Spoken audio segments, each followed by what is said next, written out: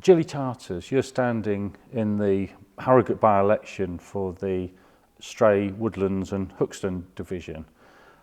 Can you just introduce yourself and tell us why you've decided to stand in that ward? Right. I absolutely think that it's a wonderful area because I've lived there for 20 years. And I think the Green Party has a lot to offer to the area because all of our classic underpinning, the things about active travel, the things about making sure that there's good public transport, clean air, a good life for everybody, all of that means a lot for the people who live in this division. And just to sort of turn the clock back then, is the Green Party a party that you've kind of worked with for a while, been active in for a while? Indeed it is. I've been a member for 30 years and I've always felt that it was a party that I could absolutely unite with everything that it was looking at because it looks locally, it tries to make decisions at the lowest possible level. It's also dealing though with the major problems of our world, particularly of course climate change. And I've always felt as a geography teacher that those things we've got to address them. If we can't address them, we may as well not worry about the other things. And when you mention climate change, I think most people would sort of see that as a core policy, if you like, of the Green Party. But it's also been policies of other parties, but changing, isn't it, over the last few years of how much of policy it is. I'd like to think that that's because the Green Party has become much more successful, certainly at local level, and that has made other parties realise that they can't have business as usual. So I think the Green Party has made a real move with other parties, and I think the amount that other parties are certainly giving lip service to things like climate change is because they can feel the Greens snapping at their heels. And people do worry about the future. They do worry about the world their children and grandchildren are going to grow up in. And so we can't just go on getting endless amounts of oil out of the ground. We've got to look at improving the way we make energy. And all these solutions are there in front of us. And when you look at the role of councillor then in a division like you're standing, I suppose there's sort of a number of hats that you wear. One is to represent the people that would potentially vote you in, but you also sit on the area committee then and represent Harrogate at county level. How would you approach that, if you like, of representing Harrogate at county level? The big thing is to show that Harrogate has got answers to big problems, and within the division we've got the showground, which every year makes everyone comes, don't they, from all over North Yorkshire and further afield, and so we can show that Harrogate is providing venues for people to meet together, to share best practice in farming and in rural life, and I'd like Harrogate to be known for that. I also think we've got a really good way of looking at transport. The council has tried doing things that make it easier for cyclists, and I think we can go on doing that. I think we need to make life much better for pedestrians as well. I'd like to see a lot more emphasis on the 20 is plenty idea, and that can be rolled out all across the county. So I think Harrogate can lead the way in those. And I think it happens to be an area that I also live in.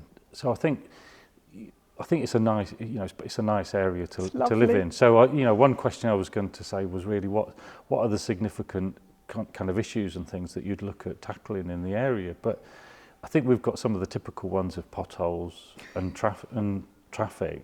So I don't think we're unique. I think we've just got the standard problems, if you like, across many areas. But is there anything that you'd particularly want to mention for the division? Well, I think one of the lovely things is that we've got areas like the Panhandle and Stonefall, and we need to support groups that are really working hard for those. We've already got some public transport, but I think we need better public transport, because what worries me is that everybody who works locally feels they've got to come by car. So everyone who works in the hospital, everyone who works at those big schools, they all feel they've got to drive. And there've got to be ways to make it easier to get into the division without using your car, because there's very little space to park cars, and residents, even in the area you live, are having real problems. And then looking at sort of bigger, when you mentioned about the sort of transport changes, we've had a few of sort of, I don't know whether you call them sort of satellite changes. Things like Otley Road haven't kind of gone down that well, or possibly been that used. And I'm a car driver, but I'm certainly not anti-cyclist. I'm all for having an environment that works for everyone. Have you got a particular approach then to kind of get maybe a more joined up kind of response for the town? Just so I think there's a lack of understanding of where it's kind of going, if you like, with sort of transport wise. Yes, I think active travel is what we need to encourage, and for that we need people to feel safe on bikes. I'm a car driver too, and it really worries me when I emerge from an area and cyclists are coming across. I think we've got to make it so that car drivers accept that maybe slower speed limits actually make everyone safer, including them as drivers. We've got to make it so that people on bikes are more separated from traffic, because that gives them a sense of security. And we've also got to make it easier for people to feel they can walk from places. Finally, in terms of public transport, I think you really need to have bus stops where people can wait in the rain without getting wet. And quite a few of the bus stops in our division don't have any shelters. And I think it's linking all of those things together, because it can be done. We've seen, haven't we, places like York become much more cyclist friendly. And in the end, everybody benefits from that, because there are fewer cars on the road. So when we have to use our cars, we can get along roads more easily. It's been shown that 20 miles an hour in a built-up area actually means that the traffic goes no more slowly overall than when it's 30 miles an hour, but it does stop that sudden whoosh that people tend to do when they just go over a speed bump, for example. They suddenly speed up on the other side. Or when they see an empty road, they think, oh, well, I've been held up back there, so if I go really fast down here, meanwhile a child comes out in front of them. And when you look at changes, I suppose people think of having a stick or a carrot as an approach. And I think most people think that it probably needs a little bit of both. Yes. But I think there is a tendency to think that the Green Party always want the stick, if you like, to push people. And what you've just said there has been far from talking about a stick to encourage people. Yeah. It's to encourage or to develop other methods of transport, rather than just trying to make it difficult for the car driver, which is a phrase that you hear quite a lot in the Saints area particularly. Well, I think one of the things that would make it easier for car drivers in the Saints is not to have so many cars beside their roads, parked either side. That makes it really hard to travel safely, doesn't it, for everyone? And I think as Greens, we've been thinking Harrogate really could do with a park and ride. And then you'd have shuttle buses, you could have electric shuttle buses. And I think the bottom line is that we want a cleaner environment, and fewer cars actually tends to make a cleaner environment, and that's a cleaner air for everyone, which is really important, particularly for children, because as their lungs are developing, they need to be able to breathe clean air. But it's also important for all of us. And are there any questions you feel I should have asked you that I haven't asked you? Well, you haven't asked me anything about general planning. And I think the thing I would say about planning is that I'm constantly shocked by the fact that North Yorkshire allows house builders to build houses without saying, why aren't you putting solar panels on them? You can't build here if you're not going to put in heat pumps. You need to leave corridors for wildlife. To me, they're such straightforward things.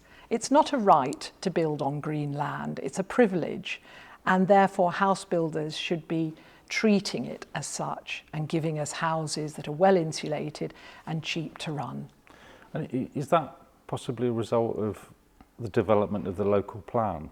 Because I think the local plan, if you like, was pitched to the general public as being, it would be a document that would control planning and development in the area, but really it just seems to have given sort of green light for a lot of planning. So the things that you mentioned there don't seem to be part of it. You just seem to have this earmarked land that developers are sooner or later just waiting to build upon. Yeah, I think you're absolutely right there, and it really concerns me. And when I've been on the doorstep, everybody has said, all this building, Harrogate is a beautiful area. Too much building can detract from that, and the Saints area isn't insulated from that, because down Knaresborough Road there's a huge amount of new houses coming, and they will, I would imagine, put more traffic outside here. And just talking about campaigning then, how's campaigning going? I think, it seems to, there's a little bit on the go at the moment. We've potentially got a general election, but we've certainly got a mayoral election sort of coming up, and it's always interesting to understand how people connect, I suppose, and talk to the public. How's your campaign going so far? So far, I think I've been really fortunate. I've got a wonderful team who are prepared to go out and knock on doors, and part of that is because they do believe in what we're doing, and on the doorstep, people are very positive about the green offer, and we've not had any negative, let me think, maybe we've had one or two negative comments about what we're saying, but generally speaking, people are very positive about what Greens are about. Gilly, thank you very much. Thank you, Tim.